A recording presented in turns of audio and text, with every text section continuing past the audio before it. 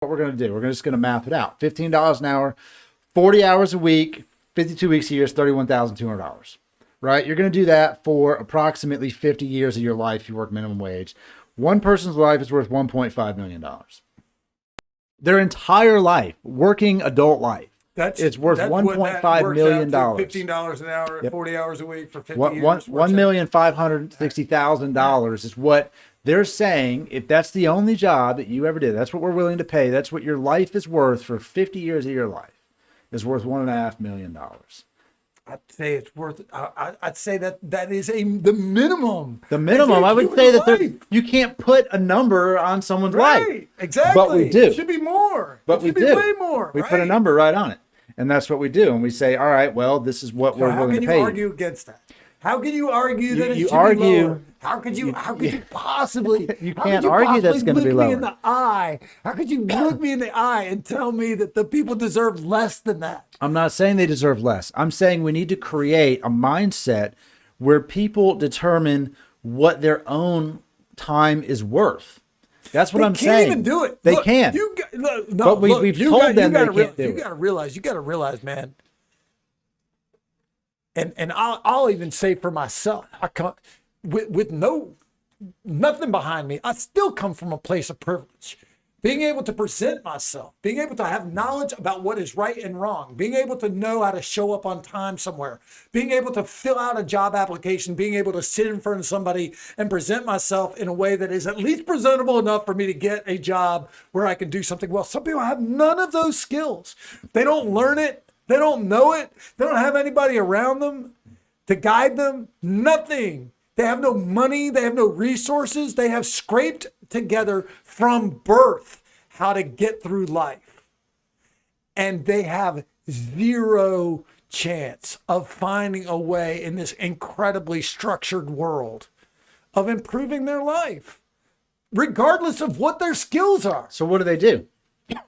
Well, now, what's the solution to that shitload of those people are fucking living in tents on the side of the goddamn road. That's true. And people are driving by pissed off at them. Right. People are mad at them. They're mad at those people, some of whom, by the way, went out and fucking put on a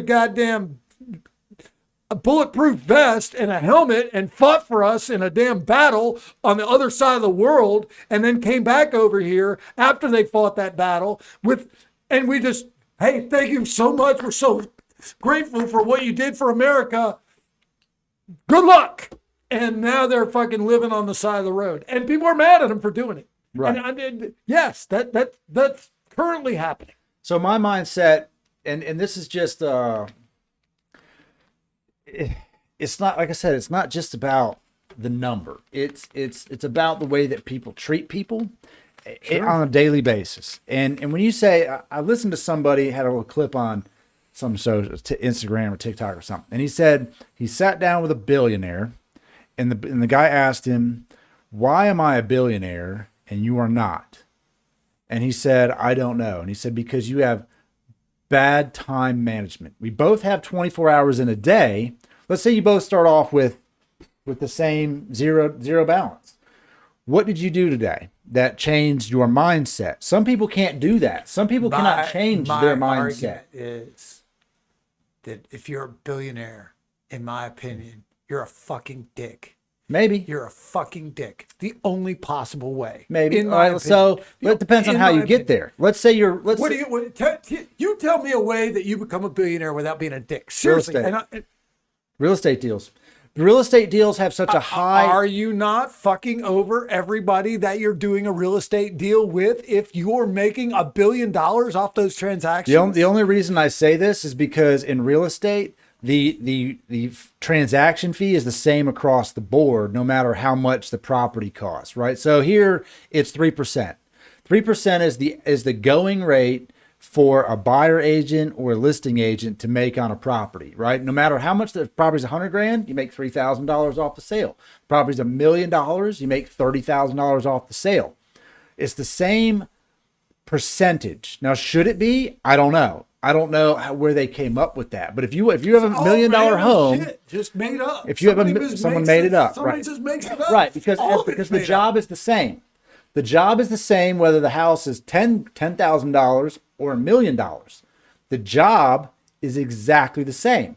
You might spend a little more money on your selling. Yeah, selling the house, or being the guy who's, representing the buyer of the home. How do you get in with those people? How do you become a guy who sells $1 million? How do they choose? How does the owner come up with that person? They like you. That's it. They like you, that you show up, you meet them, and they like you. You put yourself. I don't know. I've never sold $1 million property. Yeah, I don't know. My ex-wife sells house. She got into real estate, and she's just trying to figure out who the people are that are buying these homes so that she can get it. Sure. But you could easily make, not off the backs of other people, okay? Because you're taking something that is across the board the same, and you're going, it's 3%. All right.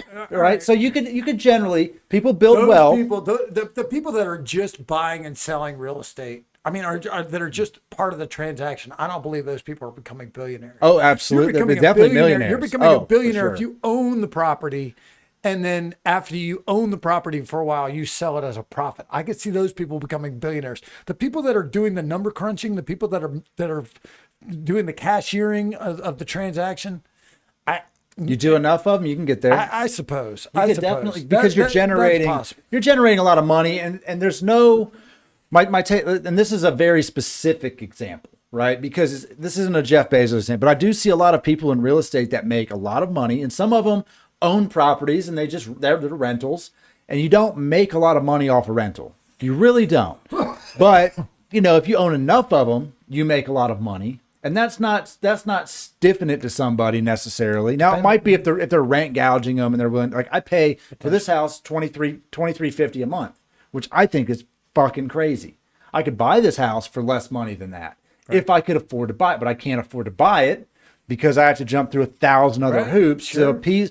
But they will let me pay more per month. Sure, I can afford to do that, but I can't afford to purchase the home, which is crazy. Right. But and by the way, they've done the same thing now with cars. Right. Oh yeah. People don't buy cars anymore. No. We just lease them. We're just borrowing them. Yeah, we borrow them. Nobody owns their car. And that is banks that have figured out a way to just loan you your own money and make money off of your money. They've done a great job at it. They pretended, in my opinion, to free the slaves. They pretended to free the slaves, and in fact, what they did was turn us all into slaves, and that's exactly what's happened. Which makes more sense if you wanted to create that. We don't tell need them to. They're free. Tell them that they're free. By the way, you're free now. However, you're going to need to pay for that place, that shack that we used to have you chained in. You're going to need to pay for the mule to ride into town. You're going to need to pay for your food. You're going to need to pay for everything. So you're free. But in order to get any of the things that are available to a human being to survive, you're going to need to work to earn a tiny little bit of money. And that's what they've got us all doing. And now we teach our kids that that's what life is. Right. We teach children that in order to be successful in life, you've got to get a job that pays well. And we get them go to a college. There's 9 million posters all over the college about how to get a credit card. Before you walk out of college nowadays, you're in $250,000 in debt that you're not even aware of until you get your degree. They hand you your piece of paper, you walk off that stage, and somebody walks up to you and goes, "Man, you owe a shitload of money. You better get a real good fucking job." Right. "Oh, you can't get one with that degree. You're going to need to go to this school that costs another $250,000. So when you walk out of that school, you're going to owe now $500,000. And you're going to need a house, and you need a car. And before you know it, that person who's educated, who's followed the rules, is buried in debt." Right. And they're like, "Oh, and by the way, here's what we're going to pay you. $17 an hour. It's $10 an hour more than minimum wage. Look how much you've earned. Look how much more you're earning than a minimum wage employee. Look what your college degree and your master's degree has gotten you. You're getting $17 now. You got to be happy with that." Right. And the person's like, "Wow, That's what I earned with my $500,000 of education. Thanks for watching that clip from the Free as Fuck podcast. If you'd like to see the full episode, follow the link in the description. It's listed under the TMF podcast on YouTube. We'll see you there.